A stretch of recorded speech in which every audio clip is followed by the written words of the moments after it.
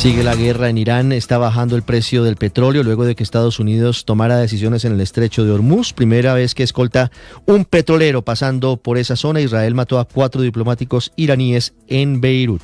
Lo último de la guerra, César Moreno. Hola, muy buenas tardes y empezamos en el Líbano. Allí, Irán acusó a Israel de matar a 4 de sus diplomáticos en un ataque el fin de semana contra el Hotel Ramada, esto es en Beirut, según una carta dirigida al secretario general de la ONU, Antonio Guterres. La noticia enciende aún más las alarmas en Israel porque Teherán había amenazado con atacar embajadas israelíes si algún miembro de su cuerpo diplomático fuese asesinado por Israel. El presidente del Parlamento iraní, Mohammad Bakr Kalibaf, prometió una respuesta de ojo por ojo, diente por diente a cualquier ataque contra la infraestructura del país. Por su parte, el gobierno libanés afirmó que ya son 570 las personas muertas, 1.400 las heridas y casi 760.000 las desplazadas desde el estallido de la guerra entre Israel y el grupo terrorista Hezbollah.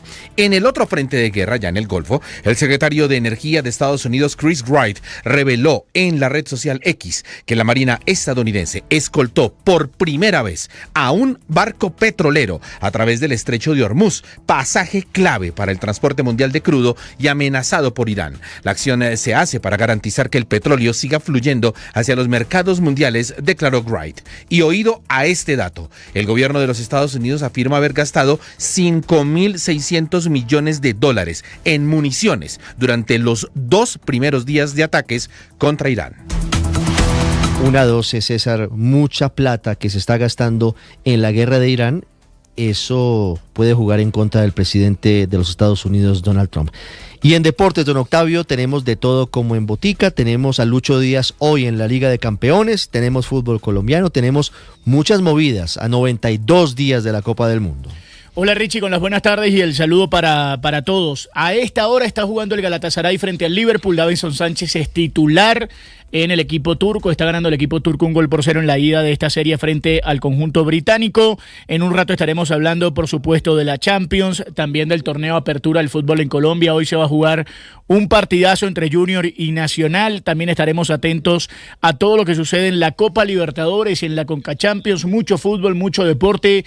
Hoy hay Clásico Mundial de Béisbol. Hablaremos del retiro de uno de los más grandes beisbolistas de Colombia, uno de los más grandes lanzadores colombianos de las Grandes Ligas, así que todo eso en detalles acá en Minutos en los Deportes en Meridiano Blue. Muchas noticias políticas, sé que todavía estamos hablando de las elecciones del domingo, de las definiciones de los candidatos a la vicepresidencia, de quienes van al próximo 31 de mayo a la primera vuelta, pero antes hay otra noticia muy importante en desarrollo y es el bombardeo contra las disidencias de las FARC en Antioquia, en Ituango. Fue abatido un hombre muy malo, alias Ramiro, responsable de decenas de crímenes. Respiran tranquilos los habitantes de una zona importante del departamento de Antioquia. Nicolás Rodríguez. Ricardo, sí señor, buenas tardes. Se trata de Erlinson Echavarría Escobar, más conocido en las disidencias como alias Ramiro, que era el máximo cabecilla de la estructura 18 de las disidencias de alias Iván Mordisco, pero que literalmente, según lo que confirma el Ministerio de Defensa, iba de estructura en otra. Según el ministro Pedro Sánchez, hizo parte de los carteles de alias Calarcá o de las disidencias de Calarcá y hasta hace pocos días estuvo en las filas de alias Iván Mordisco, o más bien hasta hace pocas horas. Ramiro perteneció a las FARC y tras los diálogos de paz se alineó con el grupo de alias Calarcá, pero cuando sintió, según lo que relata el ministro, que no había un respaldo de esta estructura, la 36 de Calarcá, literalmente se pasó para el bando de Mordisco. Y cabe recordar, Ricardo, que este hombre estuvo inmerso en la captura de algunas personas en las caravanas de la UNP en julio del 2024, pero que posteriormente fue dejado en libertad por la decisión de un juez. Autoridades además confirman que especialmente el ministro, que en cualquier estructura en las que estaba o pertenecía, el principal objetivo era él. En su prontuario cuenta con 22 años de ejercicio criminal y contaba con una orden de captura por los delitos de concierto para delinquir agravado con fines de extorsión, homicidio, reclutamiento ilícito, menores de edad y porte ilegal de armas. Y asimismo, Ricardo, como usted bien lo mencionaba, se le atribuyen hechos de gravedad como el desplazamiento forzado mediante amenazas a 38 campesinos, entre ellos 11 menores de edad en la vereda SD Catedral de Ituango en Antioquia, así como el asesinato de civiles que presuntamente colaboraban con el Clan del Golfo. Ya vamos a ampliar esta noticia en desarrollo con el ministro de Defensa. Momento de definiciones de fórmulas vicepresidenciales. Comenzó Iván Cepeda por la izquierda, por el petrismo, con la senadora indígena Aida Quilcué. Siguió Abelardo de la Espriella con el exministro de Hacienda José Manuel Restrepo. Y nada que define Paloma Valencia.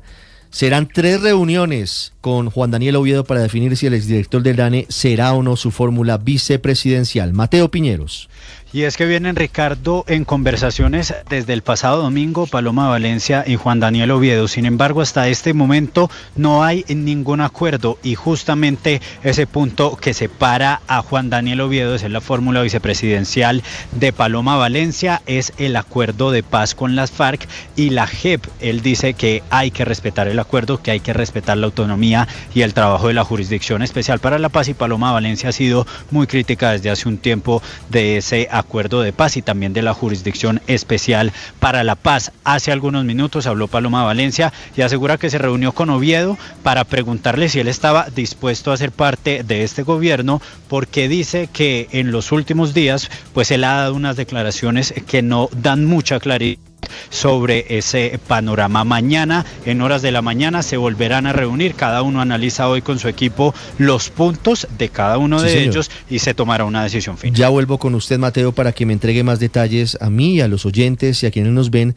de esas reuniones. El Instituto Nacional de Salud acaba de confirmar el primer brote de gripe aviar del año en Colombia. Laura Olarte. Ricardo, buenas tardes, así es, y es que junto al Instituto Nacional de Salud se suma el Instituto Colombiano Agropecuario, que confirmó este brote de influenza aviar en el departamento del Meta, específicamente en un predio con aves de traspatio en el municipio de Puerto Concordia. Tras el conocimiento del caso, las autoridades activaron de inmediato los protocolos sanitarios para contener el virus y evitar su propagación. En estos momentos, las autoridades hacen presencia en la zona y están intentando controlarlo. Así lo mencionó Diana Pava, directora del Instituto Nacional de Salud. Que vigilamos entre salud humana y salud animal. Eso es importante y trabajamos de la mano respetando las competencias de la entidad que es el ICA. Pero en este contexto se revisa la epidemiología de campo y se hace la confirmación por laboratorio, que está en proceso. Hay que ser cautos. También tuvimos con el tema de encefalitis equina, que también tuvimos algunos casos en cesar, y es la manera en cómo trabajamos articulados entre la salud animal y la salud humana.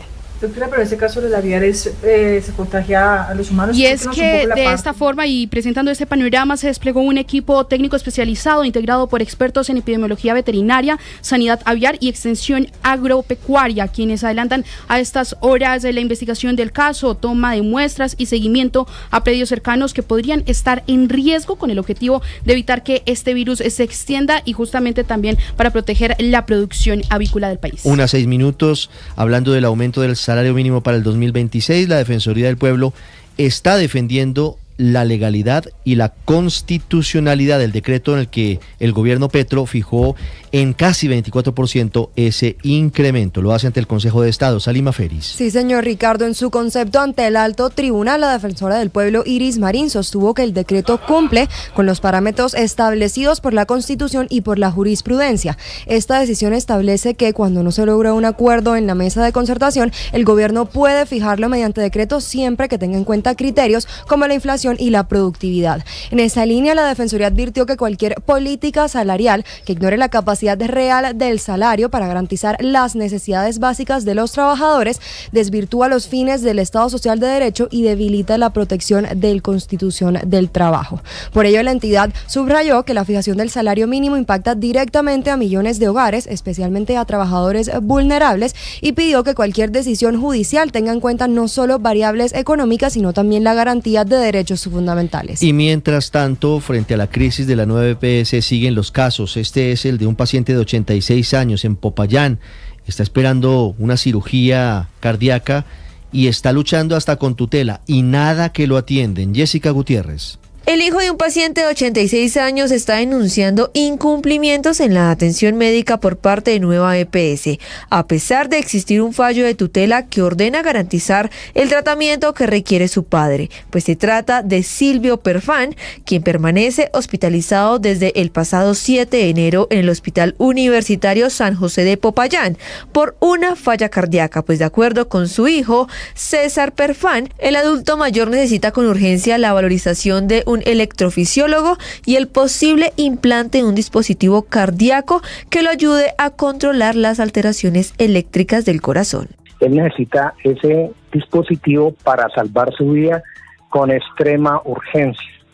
Ante la falta de respuesta, la familia interpuso un incidente de desacato contra funcionarios de la EPS, proceso que avanzó en juzgados de Popayán y llegó hasta el Tribunal Superior del Distrito Judicial de esta ciudad, pues de acuerdo con la denuncia, el paciente tiene actualmente un funcionamiento cardíaco cercano al 21% y continúa hospitalizado mientras espera la atención especializada y el procedimiento indicado.